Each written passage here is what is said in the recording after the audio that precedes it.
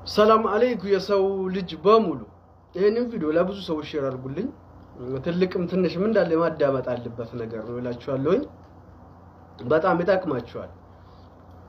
ከዚህ በፊት ብዙ ሰዎች እንደ ጫወታ መልክ ብቻ እንደ ፍኩክርም አይነት ተደርጎ ታይቷል የጉዳይና ገንዘብ ደስታ ይገዛል አይገዛም በሚለው ገንዘብ ደስታን ይገዛል ለሚሉ ሰዎች ገንዘብ የሌላቸው አይነት ሰዎች ናቸው።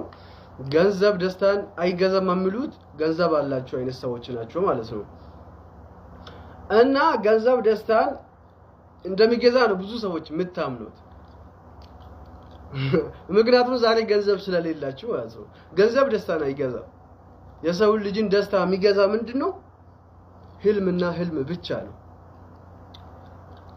ገባችኋ? ገንዘብ የሚገዛው ደስታ የጥቂት ጊዜ ደስታ ነው። ዛሬ እኔ በጣም ራበኝና መብላት ፈለግኩኝ። በዛ ሰዓት ምግብ ገዝቼ በላውኝ ጠገብኩኝ። በዛ ተደሰኩኝ ማለትም እርቦኝ ስለበላው ማለት ነው። እና የገንዘብ ደስታ ያቺ ልክ ናት። ከበላው ከጠገብኩ በኋላስ ሌላ ነገር አላስብም። ሌላ ነገር ደስታን አይነሳኝም፣ ይነሳኛል። እና የገንዘብ ደስታ በጣም ጥቂትዬ ናት። የሆነ ነገር ሊገዛ ፈለግኩኝ ገዛውን። ከገዛው ካገኘሁት በኋላ ደግሞ ሌላ ነገር ስለምፈልገው መልሼ ደስታን አጣለሁ። ገባችሁ? የሰው ልጅ ደስታ ምንድነው ታውቃላችሁ? ህልምና ህልም ብቻ ነው።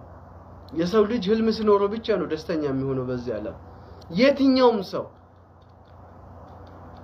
ትላንት እኮ ሀገር ቤት 10 እና 20 ብር ሳይኖር ደስተኛ ነበር፣ ምክንያቱም ህልም ስለነበረ። ዛሬ ግን አረብ ሀገር መጣ በ100 ሺህ ምናምን ይዛ ደስተኛ አይደለም፣ ደስታ አጣ። ለምን? ገንዘብ ደስታ የሚገዛ ከሆነ ትላንት ሀገር ቤት በ10 ብር የተደሰተውን ሰውየው ዛሬ በ100 ሺህ ብር ይዛ ደስታ አጣው። አየው፣ ገንዘብ ደስታን አይገዛም። ደስታን ለሰው ልጅ የሚገዛ ህልም ነው። ነገ የተሻለ ህይወት እኖራለሁ የሚለው ህልም። ለምሳሌ የሆነ ነገር ላሳያችሁና ልንገራችሁ። የሆነች ልጅ አረብ ሀገር ለመሄድ አሰበች እንበል እና መታወቂያ፣ ልደት ካርድ፣ ሶሲ ምንድነው ሜዲካል ምናምን ያንን ሂደቶችን ስጨርስ በጣም ደስተኛ ናት። ለምንድን ነው? ህልም ስላላት። ህልሙም ያንን የፈለገችበት አገር መድረስ ህልም ስላላት ሌት ተቀን ያን ነገር ስለምታስብ ወደዛች አገር ለመሄድ ጉዞን እየጨረሰችበት ስለሆነ